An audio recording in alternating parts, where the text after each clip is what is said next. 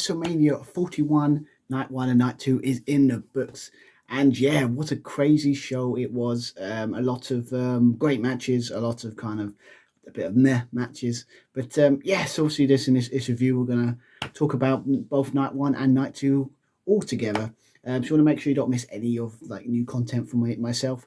And please like and subscribe. I'm going to put a lot more wrestling content on my channel, so hopefully you can enjoy. So yeah, let's dive straight in and talk about Night 1 of WrestleMania 41. Let's talk about Night 1 of WrestleMania 41. Yeah, it's a really weird kind of night, to be honest. It was a very strange one where kind of like it started off slow. And it kind of picked up near the end, obviously, that main event with Seth Rollins, CM Punk, and Roman Reigns in the Triple Threat main event. Absolutely amazing. Obviously, we'll talk about that in a minute. But yeah, I mean, except for that, it's like everything kind of felt, it started off really slow and it kind of worked its way up to become great.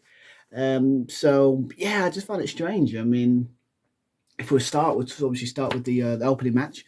Obviously, Jey Uso going against Gunther for the World Heavyweight Championship. Yeah, this was a weird one. It felt off to me. It felt a bit strange. The pacing was a bit off. It felt, I can't really describe what it is. It's just like, basically, I don't know if the crowd were tired. It just didn't feel like they really invested as much as they should have been.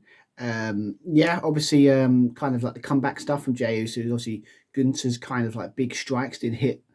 I don't know. I think it just like the pacing was off. It should have been a more kind of fast paced kind of thing from Jey. I mean, maybe it's a situation of obviously a couple of weeks he's kind of exposed to kind of his wrestling ability a little bit. But yeah, I mean, I just come back and I kind of don't like that ending with the thing where he taps out Gunther. I mean, Gunther tapped out very quickly in that match. I would have preferred maybe a roll up or some sort of just he hit the splash and got the win. It would have been so much easier to tap out. Just doesn't make Gunther look very good. And obviously, yeah, I don't know. It feels weird. Unless it's like some thing that's not working here. But yeah, that's a weird one. That. But yeah, obviously great for Jey. Really happy that he obviously won. It was kind of inevitable because obviously you don't choose Gunther like if you're not going to win it at some point. Obviously, he's had four chances at Gunther, a couple of tries, but obviously he's finally beat him. But I would have been different if it was just he learned something from the match. I don't know. Felt weird, but great for him. Great moment. Yeah, obviously it's obviously recording this obviously after Monday Night Raw. Obviously the stuff with Sammy's back. Wouldn't surprise me if that's the kind of big feud going in for the next couple of months. Sami Zayn gonna turn him. Kind of they did tease it on Raw. So yeah. But yeah, no, weird opening. But crowd weren't really into it, but obviously great moment for Jey. But yes, the match felt off. Felt interesting. But yeah, so obviously after that we had another match. The point you could sit there and say should have been on the card. Obviously New Day going against the War Raiders for the them World Tag Team Championships. Yeah, it was weird, but I mean it was good. I mean it had some moments. Obviously, again the crowd weren't really up for it. Obviously, yeah, it was a strange match. I mean, obviously the ending with obviously New Day winning by cheating, holding onto the legs. So like trying to cheat. Was it cheat to win? To win the World Tag Team Championships. It felt like a Raw ending. It felt like a Raw ending, like in a situation of, it felt like a match that kind of like, you could have done that on the Raw after WrestleMania and it would have worked perfectly fine. Could have been like work. They said they deserved it to be on WrestleMania. Had it on that match, had it on the, was it Go Home? Was it Raw after WrestleMania? And then, yeah, would have won that one. Perfectly fine. I'm happy with this. But what's annoyed people about this match is that it was chosen over the better booked, SmackDown Tag Team Division with obviously was it the Motor City Machine Guns, DIY, and obviously the Street Profits, and everyone was involved in that tag division. And obviously they're getting a TLC match on Friday, but a TLC match at WrestleMania was set up for that. How did they not choose that? I do not know.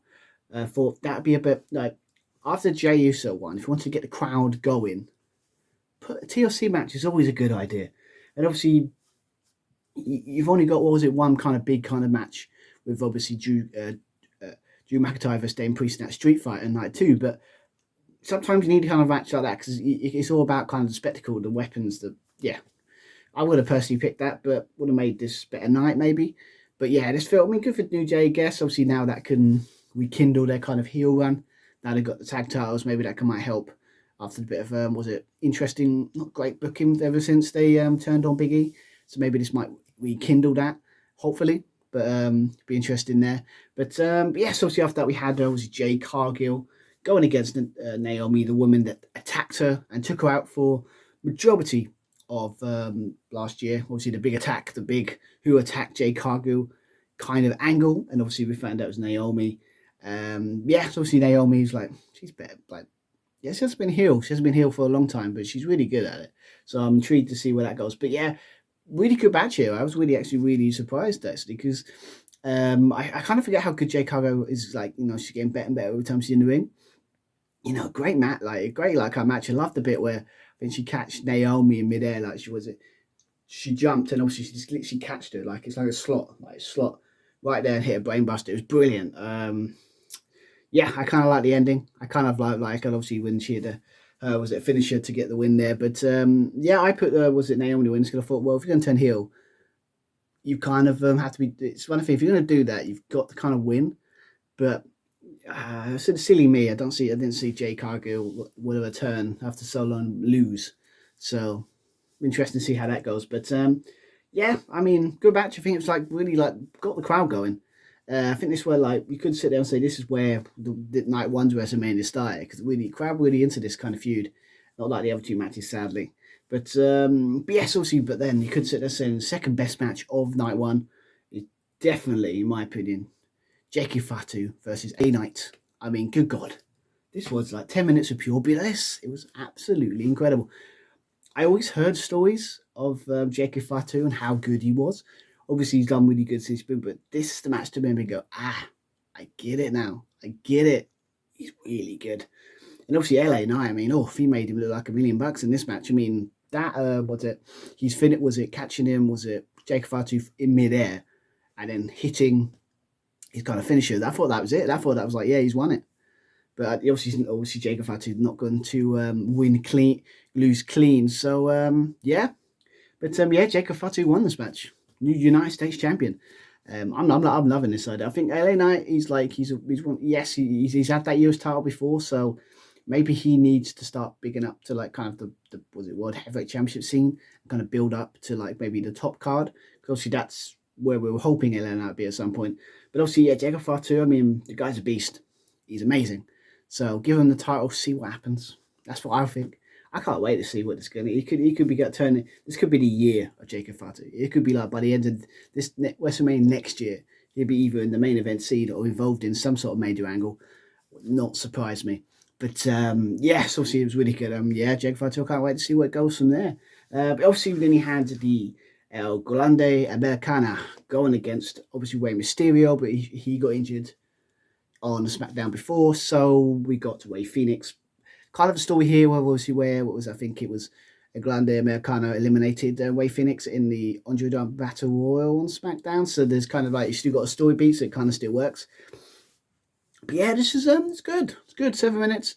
Obviously you've got the Grande Americano doing that kind of 450 splash.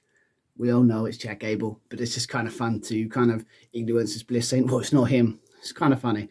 But yeah, I mean, it was kind of surprised that El Grande Americano wasn't going to not win. Like, he wasn't going to win this. Because obviously, I think the story's got legs of like, especially with when the announcement of AAA being acquired by WWE, it wouldn't surprise me if they're going to try and, that's going to be the story. Like, luchadors going against him, trying to discredit him and trying to, take that mask. Obviously, taking off the mask in Lucha Libre is like, you're done. If that mask is off, you're done. So, yeah, I mean, it'd be interesting to see who's going to be that guy. It's going to be Ray at some point. I think it's going to be a whole storyline. Yeah, so I'm intrigued to see where it goes. But yeah, it was no surprise here. But 7 minutes, really fun. Obviously, that amazing 450 or 720 or whatever it was looked amazing by Chad Gable. But yeah, good match here. And yeah, let's see where they go after this. I don't think they did anything on Raw about that, but interesting to see what happens with this feud. Obviously, after that, we had the WWE Women's Championship match. Tiffany Stratton going against Charlotte Flair in a match that was the build was bad. That also that promo battle, where it kind of went shoot was it off script, very quickly, and obviously it was awkward to watch. Like someone said, like no chemistry between these two. Really, it's like Tiffy's obviously has she's new. She's still quite green in a way. So it's like she's champion, really obviously really popular. And I kind of like, but she looked good in this match. To be fair, like Charlotte did make her look $1 million. It was a bit off at certain parts, but to put on a pretty good, 19-minute, 20-minute match, it was good. I mean, if the point was to put Tiffany Stratton over, it definitely worked. Obviously, Charlotte, her win ability has never been in doubt, in my opinion. It's just the character is not what everyone loves. Like she's just a person that's like shoehorned in to every title thing. That's why people don't like it. It's just like try something new. But yeah, obviously we've got Tiffany Stratton obviously broke her front teeth. It was like we saw it online, so that was like I think they got that fixed quite easily. So, but yeah, I mean Tiffany Stratton came out good in this match. Charlotte, I don't know what they're gonna do. I don't know if this is one for appearance or whatever. But yeah, this was just a really good match. I think I really enjoyed it, and yeah, I think definitely it was obviously better than I expected. Because obviously after the train wreck of a build, you were thinking the match is going to suck, but it was just a really solid, good match. And sometimes that's all you need. Sometimes after hopefully if they go against Go again, they would learn from the mistakes and make. I mean, maybe it's why they get better and better the more time goes on. But yes, this Night One's going to be remembered for the main event. I mean, that turn by Seth freaking Rollins. I don't know why anyone trusts Paul Heyman. It is baffling how they still trust him. Like I was literally watching a one where he joined Kurt Angle all those eons ago. The guy's a slime ball. You don't trust him. I don't know why people keep trusting Paul Heyman. He always turns on you eventually. So this is no surprise here. I kind of love the finish in this one. It was an outstanding match. It was going so many ways. Like, I didn't know who's. I put Seth. Punk could have won. Roman Reigns could have won. It was just so good, this match. It had everything you'd want. I can see why they gave this most time because they need the most time. But yeah, it's the finish. The finish is going to be remembered. Paul Heyman, I love the finish with the steel chair, giving it to Punk. Thinks you sided with Punk, then low blows him, then gives it to Roman Reigns, kind of playing on the Roman Reigns' ego, kind of sitting there going, look, the stab, this chair in the back. But then why he was going to do that, low blow by Paul Heyman, and he joined Seth Rollins. Seth Rollins hits the kind of stomp on, I think it's Punk, and gets the win. And sets up an interesting feud and obviously a new alliance. Obviously, as recording this, we found out that Braun Breaker is now part of this. Some people are calling it an Evolution 2.0. I don't like that analogy. I think I like Dangerous Alliance is back. I think that's a better example. And obviously there's a video going around of obviously Paul Heyman kind of courting Braun Breaker all those years, about 2 years ago. So maybe there's some long-term story, but again, it makes sense, isn't it? I'm excited. I mean, I've got some people that aren't with this kind of Braun Breaker being with Seth and kind of Paul Heyman, but I'm intrigued to see because obviously he looked good in that. Obviously, we're talking about kind of Intercontinental Championship match, but obviously he needs something a bit more to make him go to the top tier. And maybe being with Paul Heyman and Seth being in top level storylines is probably going to help him really well. So I'm excited for Braun Breaker. But yeah, I'm loving this feud. It's just, this match is so good. So good. Check it out. Definitely. This is an amazing main event and definitely worthy of main event status. And I'm excited to see if Roman and Punk have to team up to it's a new alliance for Seth and Braun Breaker and Paul Heyman. It'd be interesting. It's made the story very interesting. I kind of like to see what happens. But yeah, that starts off night one. Overall, great ending. Bit of a sluggish start. Started building up near the end, and obviously, but yeah, it's not the best WrestleMania ever. And night one, it'll be remembered for the main event, and that's maybe Jay winning the World Heavyweight Championship because obviously that's a big moment. Probably more the moment, less the match, I would say. But really good stuff here. And but the question is it better than night two? Obviously, we'll talk about it, and I'll let you know at the end of the video. But yes, let's talk about night two. Let's talk about night two. and definitely the superior night, definitely more a better kind of card, and definitely a better kind of like overall better card. Obviously, we'll talk about the main event later on, but yeah, let's go dive straight into night two. I mean, that triple threat for that women's world championship, mwah, so good, so good.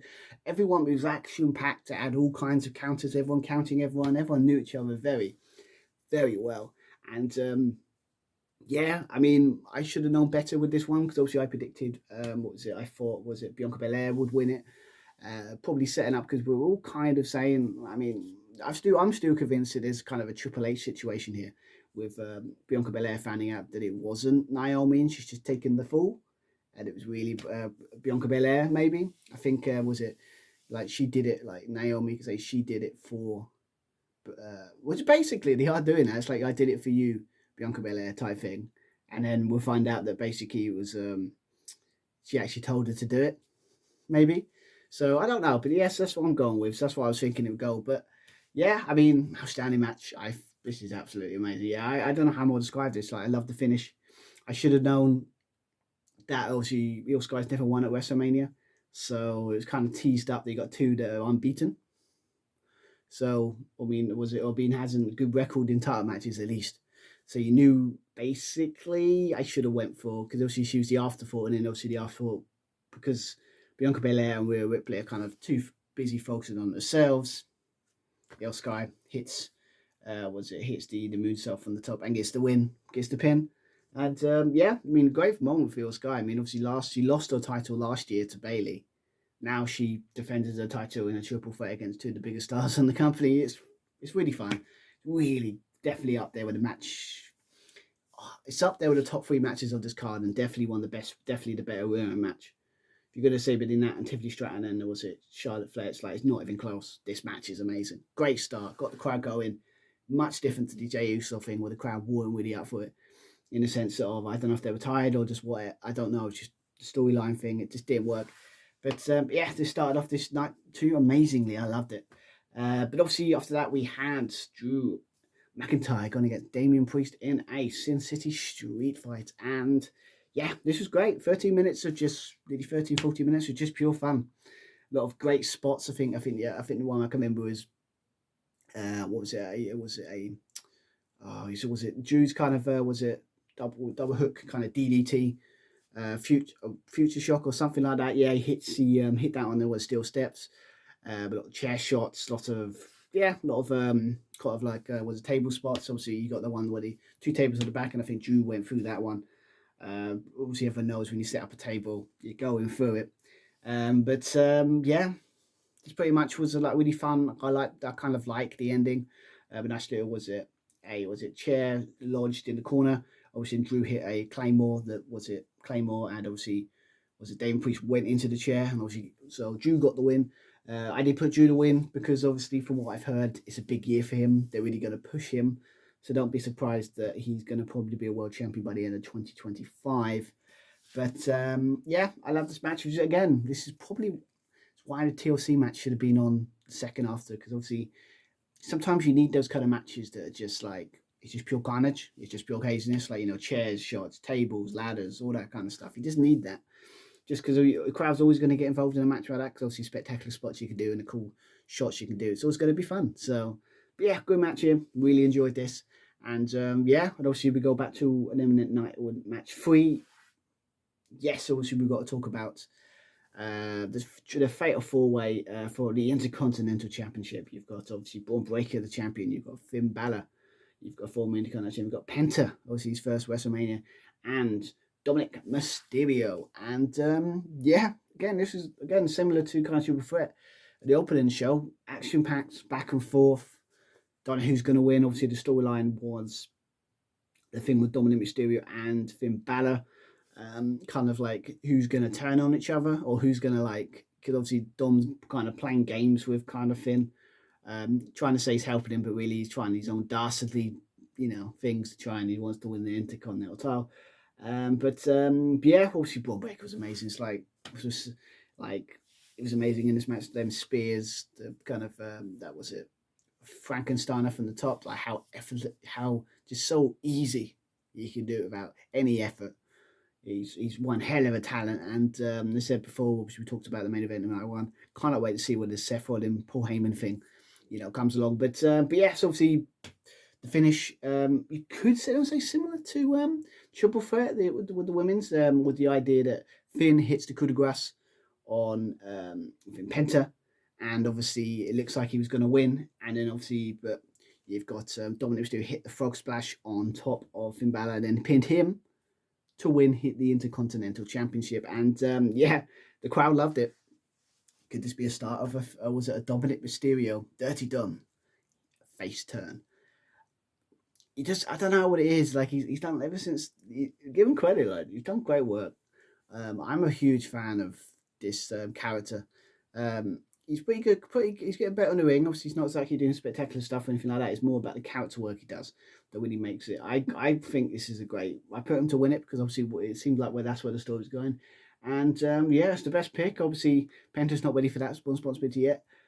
Finn, yes, he could have the title, but the more interesting story is Dom and how him winning the Canal Championship off him is going to affect kind of Finn Balor, because obviously there was a title defense on Raw against Penta, and obviously was it JD McDonough is back for an injury after that horrible thing with the ribs for that moonsault he did, and but Finn looked shocked because he didn't know he was back. So it looks like they're cutting Finn Balor out of the Judgment Day slowly but surely, and it's going to get a crossroads at some point where it's going to be Finn versus Dominic Mysterio for the Intercontinental Championship. Yeah, but I like the story, and the crowd loving it. So there's going to be a heel. There's going to if WWE is smart, they would. He has Eddie Guerrero because obviously vibes, obviously because of we love Eddie Guerrero so much, but one of the reasons we loved him so much was because of the line cheating and stealing. He was not ashamed that he's going to cheat to do anything to win, and neither is Dominic Mysterio. So yeah, I'm kind of loving this choice. So I'll be trying to see where it goes next. But yeah, great match, love it. Love the finish, and the crowd loving it. So yeah, keep going. It's like good free for free. It's really good stuff here. But obviously after that we had the Randy Orton Open Challenge. Obviously this was supposed to be against Kevin Owens, but obviously because Kevin Owens is out with neck injury, it's probably going to put him out for nearly a year, possibly more, because he has had surgery. So what they've done is kind of smart. They kind of started a open challenge. Obviously a lot of people picking who's going to go against. Obviously a lot of people Nick Aldis. Because obviously the RKOs he's getting, and obviously disrespect. I think that's a match that's coming up at some point, or the idea of Nick Aldis is going to screw Randy Orton at some point, but out of a title shot or something like that. But obviously who was the one that answered the call, and someone must have said his name because he appeared. Joe Henry took the challenge, the TNA World Heavyweight Champion, and he turned up to face Randy Orton in a very short match, 3 minutes. I think a lot of people say it's a squash, not really, because obviously Joe Henry did get some offense and he did look quite good, to be fair, showing all his hits, beats for Randy Orton, hit RKO and nowhere to get a win, and then after the match hit another one. But yeah, I mean, he's buried, not really, because obviously burying is like basically like he had no offense. He got offense in, he looked like he showed the crowd was still allowing him. He was never going to beat Randy Orton, but that wasn't the point of the whole thing. It was supposed to be Randy gets a match. I think it's 20th WrestleMania, I think. And obviously, Joe Henry gets the exposure and TNA get the exposure. So everyone wins. So it makes sense. It's not like he's going to get buried. I mean, good chance is he losing his TNA title in that triple threat on next pay-per-view? Probably not. I mean, possibly. I don't know. But yeah, but I think it's cool. Good moment. Really quick. Happy days. What can you say? But yes, obviously the next match we've got to talk about is obviously AJ Styles versus Logan Paul. I mean, the problem with this match is it's more interesting for what's going on with Karrion Kross and AJ Styles than it was anything to do with Logan Paul. There was no way in hell I'm ever going to support Logan Paul just because of a terrible human being he is. But yeah, I mean, this match is good. I mean, at the moment, so I think they gave it way more time than it probably deserved, to be honest. I probably would have given it a bit more time to maybe that Fatal 4-Way or probably other matches. But yeah, it's a bit weird one, this one. Obviously AJ what was it? Logan Paul got the win after obviously carrying cross. Was it with the Grant Brass? Was it one of was it Logan Paul's kind of was it associates? But it was going to bring him the brass nut so he can use it to beat AJ Styles. But obviously, Karen Cross got wind of this hit, and then AJ took him, hit him, and obviously Karen Cross go into AJ, take the nuts, do it for us, and yeah, and obviously he didn't take it. Also went back in the ring. What was it? Logan Paul hit the kind of whatever the thing that's in his knuckles, hit him, hit his finisher, and he gets the win. And AJ loses at WrestleMania, and Logan Paul wins. And what's interesting about this is that obviously this triggered kind of like a Karen Cross kind of doing like a kind of shoot promo on Sam Roberts' podcast. Really do check it out. Probably put a link to it somewhere here. Definitely check it out because obviously it was, I don't know if that was a shoot, but he was fuming about people like Logan Paul, basically a YouTube channel when he gets to get the spot at WrestleMania when he doesn't get shots. Definitely get behind this guy. Cameron Cross, I love the storyline. The idea that basically he's like the devil on your shoulder. He's making you everyone turn heel. There's a picture I saw, I think is really cool. Is that obviously you got Karen Cross smiling at the New Day because it's like, well, him whispering in their ear set them up to kind of turn heel, but then obviously because they're not going to win gold, being who they are. So I love that. So, but yeah, I'm intrigued more. Logan Paul winning. Hope he doesn't get anyone in the world title. It'd be a travesty for wrestling if he wins the world title at one point. But yeah, I mean, Karen Cross, AJ Styles. I'm intrigued by that match. But yes, obviously after that we talk about the Women's Tag Team Championship match with Lyra Valkyria. Was going to team up with Bayley, but she got attacked in night one. Probably got a suspect. We'll talk about that in a minute. Was got against was it Liv Morgan and Raquel Rodriguez? But let's be honest, it probably was Becky because obviously the surprise person was Becky Lynch, and yeah, I'm not fun. I'm like it's like because obviously people liked Becky being there. Obviously, the problem is obviously it's like what does like it was creative choice. Like basically, it felt like they just wrote Bayley off for them Becky Lynch to take her spot again. So it doesn't look good. It's not a good move. So and also what happened in War is like it's an interesting booking choice. That's what I would say. That's very Vince level of booking choice. But yes, obviously they got the win. Valkyria and Becky Lynch got the win. Obviously Becky Lynch hit the one-handed slam, or was it the rock bottom basically on Liv Morgan, and they got the win. But then they lost it on the wall. Like then it's like a good moment, but they lost it. And obviously Becky turned heel, so it makes no sense. Why did they do this? But Becky turned heel, and then there's rumors that maybe she's gonna be joining Paul Heyman, Seth Rollins, like the evil power couple. I'm not against that. The first Paul Heyman woman, maybe girl or whatever you want to go by that. So I'm confused, and probably was Becky Lynch to attack Bayley. So maybe that might set up a thing where Bayley comes back. I'm confused why they did that, but it's weird. I don't know, but yeah, this kind of match becomes null and void now because of obviously what they looked. There was it, Liv Morgan and Raquel Rodriguez won the titles back the night before. So what's the point? So you had two belts with Lyra, Valkyria, and then she lost. It's messed up. It's weird. I don't like it. I'm not a fan, but I would only be interested if Becky turns heel and then she becomes part of a group. If it's just Becky heel because of, I don't know. It's a very strange turn. I don't know where it's going with this. So intrigued to see what happens. But yeah, I'm not a fan of this weird book. It's very strange. But yes, obviously let's talk about the main event of night 2. The big one. John Cena, a heel John Cena, going against Cody Rhodes for that undisputed WWE Championship. And I don't know what to describe this match, to be fair. Obviously, there is talk out there. Because obviously it's a very slow, kind of methodical match. Obviously, John Cena's going to play that kind of because his goal is to destroy wrestling. So obviously, he's going to go slow and to his pace. Yeah, I mean, if you want to go that, I mean, he was pretty decent in that sense. It was playing off the idea it was a slow match. Obviously, he wants to destroy the fans. He wants to ruin wrestling for them. And obviously, Cody Rhodes is kind of the hero, but they're still booing him. that I think we're just kind of not liking his title reign. It's been a bit not lackluster. It just doesn't. It felt not as epic as we were hoping it would be. But yeah, but like what the problem with this one is probably the ending.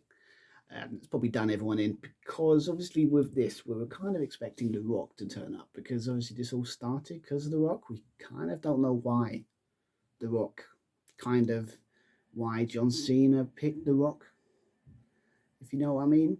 So and why he turned heel and why he's joined with The Rock. Um, and obviously we're seeing with The Rock saying, well, he doesn't want to get involved, but you have got involved. You have to be there. And obviously, it's just weirdly how this is booked. It was like I don't mind the idea of interference in this match. This match did like had a match that kind of felt like it needed interference. Um, I think it would have made it work is the situation of like hits everything. The kind of where they were going, he was hitting all these big moves, and Cody kept kicking out.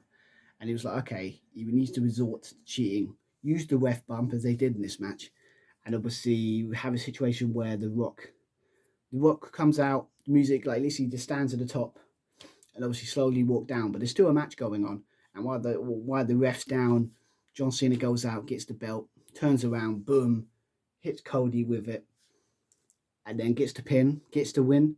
Rock comes down and they celebrate together, and yeah, that's the way I would have done it. But obviously the Rock wasn't there. It was Travis Scott. This dude don't know why he's involved. What is this link? That's the thing that's frustrating. Why insert yourself into this match and then not get involved in any of the program? You can't do that. That's not cool. It's like the still kind of motivation of this John Cena is like, why did he do it? Obviously, it's what he said, but that's still that thread that needs to be asked. Why did he join what did the Rock offer him? What did he do? Like, just do that thread there that needs to be answered at some point. But yes, obviously, it's not what happened. Obviously, Travis Scott came down, obviously got involved, was a crossroads for his trouble, and obviously had a thing right at the end with Cody Rhodes kind of having the belt, John Cena pleading for him not to. You can't do it because he's the good guy, but John Cena's a bad guy now, so he can, hits him with the belt, gets the pin, and becomes 17-time world champion and breaks, by the records they're counting, Ric Flair's world title record. And yeah, he did it. No one can deny it's really awesome that he's finally won it, but it's weird. I don't know if I like the ending. You can do the kind of slow methodical match if you have like a running or an ending that was really epic. The sad reality is the ending felt flat, and it kind of overall just kind of put a sour taste in kind of everyone's mouth. Didn't feel good. And yeah, I don't know. I think The Rock needs to come back at some point and kind of need to put in contents why they're together. Why did he do it for just a moment and then forgot that you got to write a story about this? What was it? He said, well, he doesn't want to take the shine. If you wanted to not do that, don't get involved then. You know? Like, I don't know. Like, and also John Cena's kind of feel one has been a bit, maybe not expected. It feels, some say forced. And I can't agree that away. Maybe it's just because we were not used to it, maybe. But I'm intrigued. Obviously, the big thing, obviously, was going to be Randy Orton versus, was it John Cena for that WWE Championship at Backlash. But the roles are reversed. Randy Orton's the good guy, and obviously John Cena's the bad guy. So last run of this feud. But yeah, obviously the big thing's going to be the countdown and 2 retirements. So now that's going to be, can someone take that title off him before he walks out with the title and you never see him again? They CM Punk. Obviously I've done a fancy booking on it. Definitely got CM Punk. It's definitely got to be the guy to take the title off him, but that's just me as well. But yeah, ends are kind of overwhelming. It was going so well. I really liked this night one. I think it was way better booked, better kind of built-up matches. Everything kind of worked in a way. Kind of had something going for it, but then that main event just kind of sucked the life out of the place. And sad reality is probably going to remember for that. But it still is a better night than night one because obviously overall night two has better stuff going on. But so that's my thoughts on WrestleMania 41 night one and night two. Hopefully you've enjoyed. Obviously let me know in the comments below what you think of this. What was it? What's your overall thoughts of it? Is it like one of the worst like WrestleMania ever? Probably wouldn't go that far, but it did have its problems. This WrestleMania 41. Let me know in the comments below, and yeah, I'll be back with more kind of more content. Obviously, definitely going to bring back. Obviously, going to keep the NXT Takeover. Was it We One series they're doing with my good friend Adrian Pena? That's going to be the new video is going to be up there this week. So make sure you subscribe to check that out. But yeah, interesting Mania. I don't know what to feel about this really. I mean, it's got some cool moments, but it did have some problems. But yeah, yeah. So yeah, that's end this. Have a good rest of your day, everyone, and yeah, hope you enjoy my view, and see you next time, everyone. Right, bye.